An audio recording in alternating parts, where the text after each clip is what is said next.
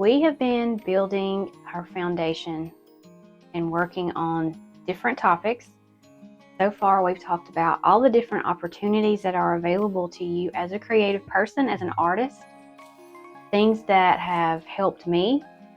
And we began with number one. I said that your creative practice or your painting skills have to come first. You have to be able to paint in order to even call yourself an artist. I'm using painting as just one way of being creative. You know what I'm saying. There are other kinds of artists, but for our workshop purposes, we're using painting. But if you don't paint, then you're not going to have anything to share. You're not going to have anything to sell. You're not going to actually be doing anything that would qualify you as an artist. So that has to be number one. You've got to know what you're doing and be happy with what you're creating. And that usually begins with classes. You can take online classes. I have step-by-step lessons where I teach that sort of thing also. But here's where I am seeing a lot of maybe misinformation or possibly just lack of knowledge. There are a lot of people who are teaching other people how to paint. There are tons of step-by-step lessons on the internet, on YouTube, in memberships, on Facebook, everywhere. But remember I said that we are building a foundation here. And if you want to get to a point where you have the opportunity to make money with your artwork or put it out in the public for people to see and claim it as your own, then this step that we're going to talk about in today's video cannot be overlooked. Sometimes, in my experience, as I've been teaching, I've had people to email me or message me and ask, if I take one of your step-by-step classes, can I sell that painting? And this was something that I had to really battle in my own head to begin with, because I'd never thought about it that much before. But over the years, as I have started monetizing my work, I've learned you've got to have something different. You've got to make sure that what you're creating is not a copy of someone else's idea or someone else's painting or even a photographer's composition in their photos. There are a lot of things that you need to know before you jump from taking a step-by-step lesson to trying to monetize what you are creating. And I know that there are some artists, some teaching artists, who don't have a problem with you painting something that they taught you how to do and you using that and selling it. I know that that is something that people are giving you permission to do, and that is not what I'm talking about here. What I'm talking about is if you want to license your work, if you want to put your work on products, if you want to sell your artwork in a gallery, if you want to do basically the things that elevate you to the next level, you're going to have to find your own style, find your own way of creating, and make your art, not someone else's. So I don't want you to get too caught up in all of this and let it paralyze you, though. I want to talk to you about this in a way that's going to help you and motivate you, because this is another one of those foundational topics that I believe will help you if you think about it the right way. So, what is your style? How do you find your style? Why is that even important? I'm going to give you an example of something that I think that you can follow that will help you. So, let's just think of a famous artist from the past, Van Gogh. You know that Van Gogh, or you may not know, but Van Gogh painted a lot of sunflowers. He had a very, very recognizable style of painting. The way he put the paint on the canvas, the way that he created his art was different. Let's say, I'm going to put it on myself. Let's say that I take a painting that Van Gogh painted and I practice that thing until I can do it exactly like he did. And then I take that painting and I present it as my own original art. Most people in the world would know, they would recognize, okay, that is Starry Night by Van Gogh. That is not Starry Night by Amanda Hilburn. You have taken something that he created, copied it, and then tried to present it as your own. I don't want to use words that are too negative here. But if you're taking something that someone else created, you paint it until you can do it just like them, and then you present it as your own original work, that's really not being honest. However, when you're taking step-by-step lessons, that is kind of what you're doing, except for the last step. You should never present your work as your own concept, your own idea. You would not want to put that out into the world as your own original artwork, because it's not original to you. The creation of it you did with your own hands, yes, but the idea of it and the execution of it was done by someone else first. And I know this is a gray area in some ways, because there is really not anything that is completely original, in that you've got to come up with some kind of concept or idea that is absolutely never been done before. But here's what I want you to think about. Let's say you are very highly inspired by the work of Van Gogh. You really like the way that he used paint. You like sunflowers. Maybe you like the night sky.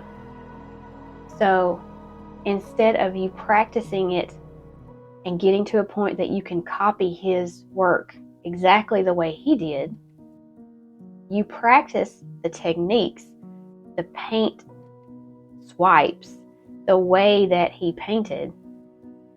Or maybe you take the idea of sunflowers and you paint it in a way that is a little different and more like your own way of painting. And then you present that to the world, and not a copy of a Van Gogh. And I know that, like I said, there's a fine line. There's a gray area. But there are copyright laws. There are rules when it comes to these types of things that you have to follow in order to be successful as a professional artist, making money from your artwork. So when someone asked me recently, if I join your creative community and I learn your paintings, I learn how to paint all of the different tutorials that you have, can I sell them? And here's what I said. If your painting looks exactly like mine, I would be doing you a disservice if I said yes, because I am holding you back from creating your best work. And that's what my goal is. I want to give you things that you can paint, that you can practice, that you can find different ways to create a flower or a landscape. I want to help you with learning how to mix color. I want to inspire you to keep going and keep trying. But if all I ever taught you was, here's how to paint this flower, replicate it, present it to the world, I'm holding you back and keeping you from trying new things, from experimenting, from really getting into the whole idea of what art is supposed to be. You are supposed to be creating things that you love, that you design, that you want to see come to life.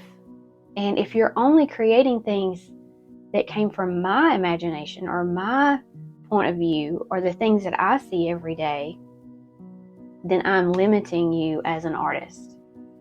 And if you get to a point that you can really replicate what I do really well, and you go and you try to present that as your own work, you try to license that work, you try to teach classes using that work, you're going to get found out eventually. And I'm trying really hard not to be negative about this, but think about it. There are so many artists right now that are teaching artists. And I can do this. I can go and look at someone who is a student who is presenting their artwork, whether it be on Facebook or Etsy or wherever. You can pick out which painting they learned from which artist. And that's a little bit sad to me. It's a lot sad to me because either they just don't know any better. And if you are one of the people that has been doing this, it's okay. I don't want you to feel terrible about it. I just want to help you to see why it's important for you to do it your own way, to have your own style, and figure out what is it that inspires you to create in the first place. So if all I were doing was copying another artist, we're going to use the Van Gogh as our example. If I were just copying everything that he did, I would never paint anything that comes from my own experiences, my own likes or dislikes, the color choices that I would make myself. And that is what makes an artist stand out, have their own style, paint something that is meaningful to them, and paint something that they love. So this whole concept just came up maybe a few years into my whole creative journey. So let's say I had probably been painting for a year or so, and I did not know any better. Like I've told you in previous videos, I didn't go to art school, don't have any sort of, training as far as that sort of thing goes. So I started painting some things that I found that other artists had painted. And then when I started trying to license some of my work, I realized I can't offer this as something that is mine because my licensing company that I was working with at the time would send something out called a inspiration board or an inspiration plan. And they would show pictures of other artists' paintings. And they would say, we have an art call and we are looking for things that are within this sort of genre.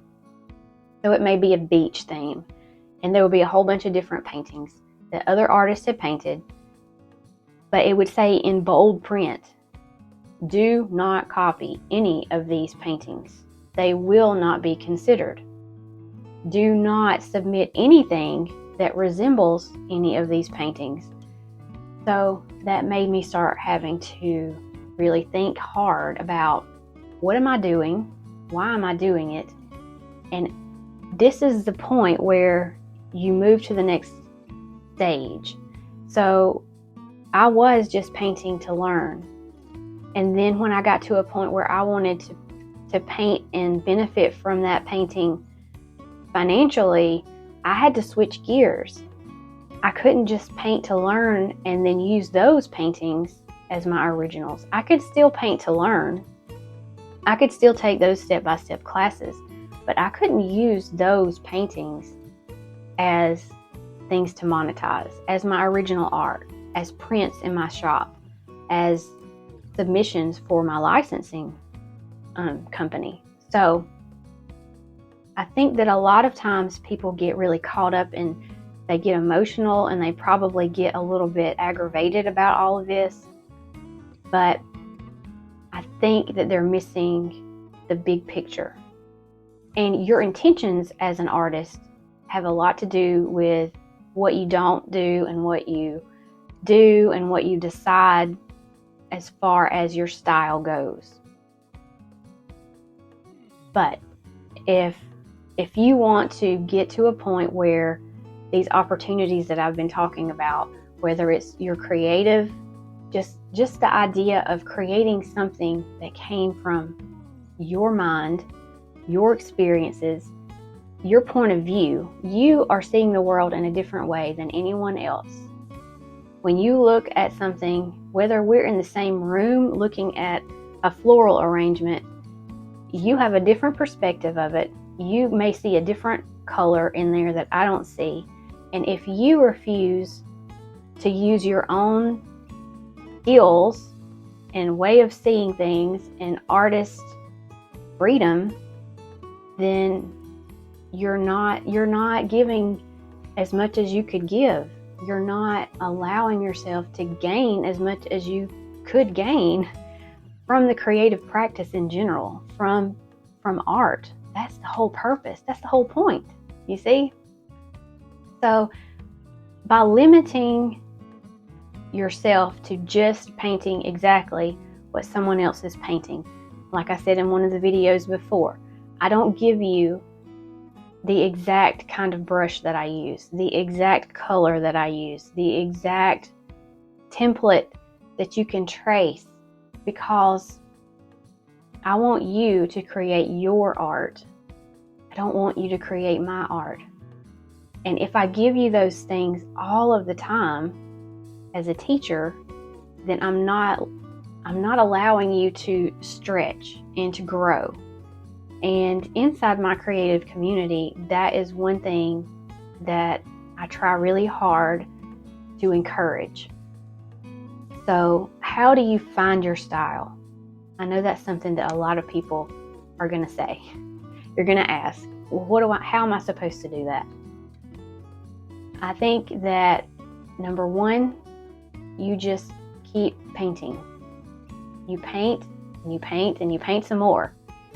And the things that come easily to you, like let's say that you're taking a class or that you're painting from a tutorial and you paint a flower, but the way that the artist is painting it is stressful to you, or you feel like, I could do this a different way and it would be easier. Do it. Do it the way that you think would be easier, because that is probably going to be what makes yours different and makes yours better.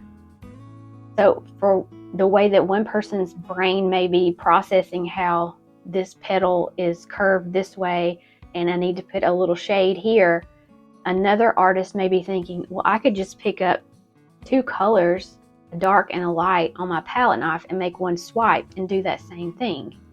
Where another artist is thinking, I really need to make the light portion first and then take a liner brush and go in there and squiggle in a little bit of a darker value. You see what I mean? You may be painting the same flower, but the more you paint and the more you try things, the more you're going to be able to see what comes easier for you, what works better in your brain as far as how you put that paint down. And that is one way to begin finding your style. Don't keep yourself restricted and just follow what the teacher is saying. When you see something that you think, I think I could do that a different way, roll with it, go with it, try it, and see what happens. The experimenting and the testing and the playing is what is going to help you the most. Number two, I'm going to give you an assignment. And I want you to go online if you want to. If you have magazines, you could use those if you want to.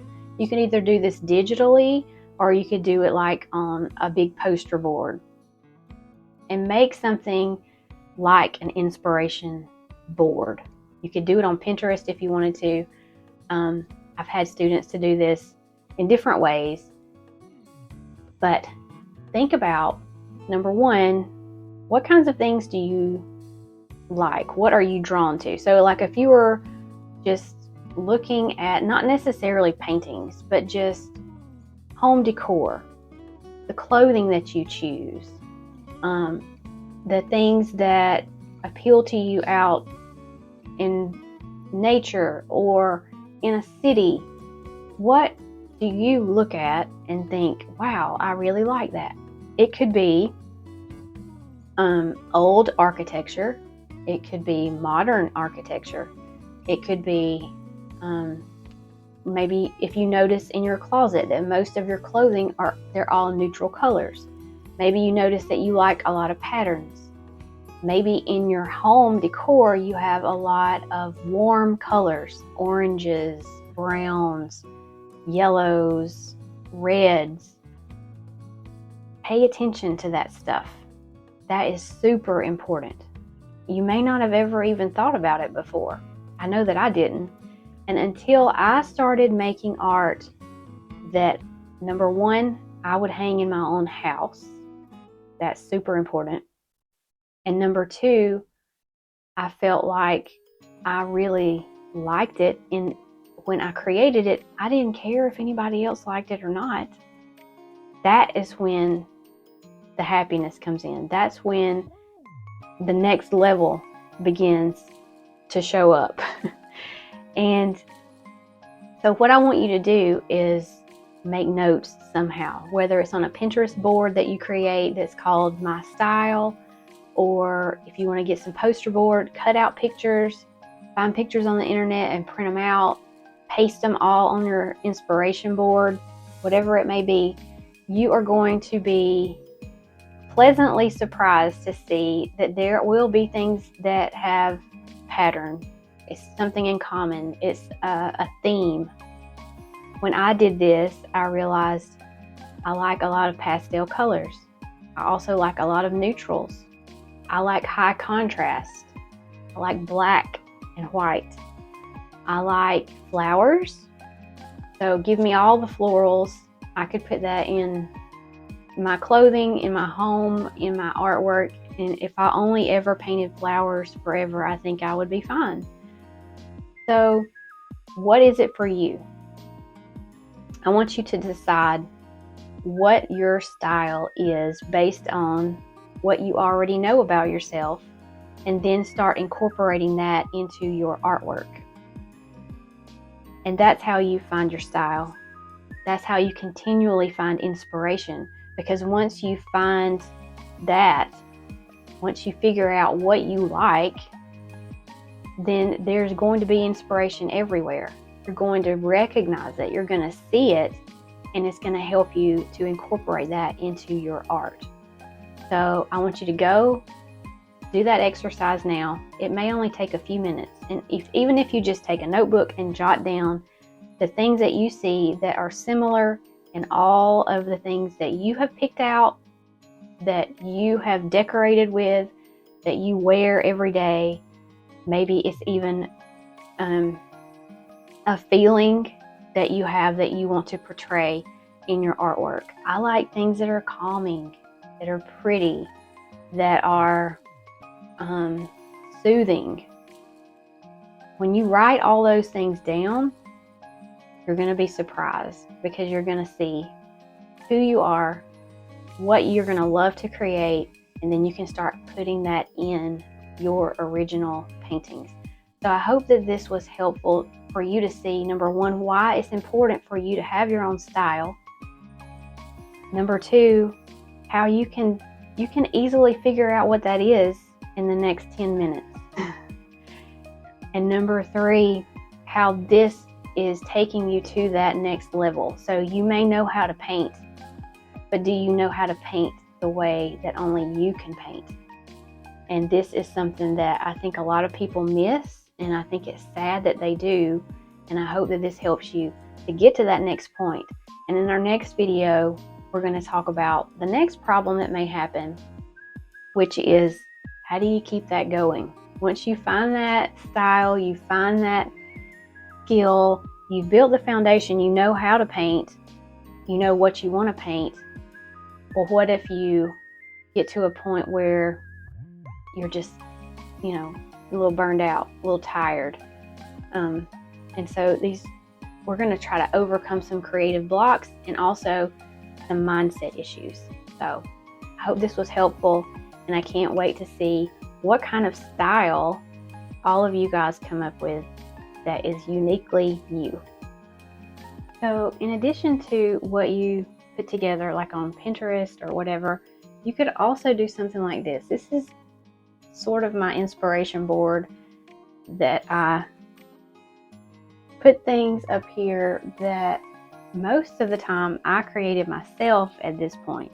I used to put a lot of things up there that were something that someone else created, but when I make something now and I really like it, stick it up here on my board, and then I can refer back to it and think about how I could develop it and turn it into something even more than what it is there.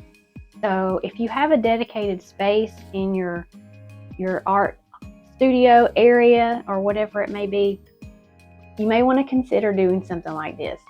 And this is just like a little shelf. Has chicken wire up here, and I've got all of the things clipped with little tiny clothespins. You could come up with a million different ways to do it. You could just use a bulletin board if you wanted to. It doesn't really matter. But having something that you can see visually can help to keep you motivated and inspired, and having an inspiration board like this has helped me in the past. So I just wanted to share that with you also.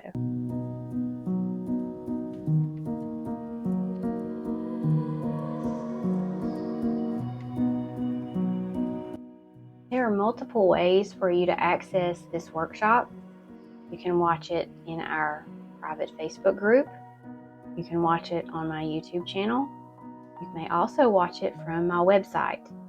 However, the only way for you to take part in the Q&A time, which we're going to have 2 live videos with me talking and answering questions, that's going to happen inside the Facebook group that has been created just for this workshop. So if you're not in that group, you may want to go over and request to join, and then you can ask me all the questions that you may have about all the things that we've been talking about in this workshop.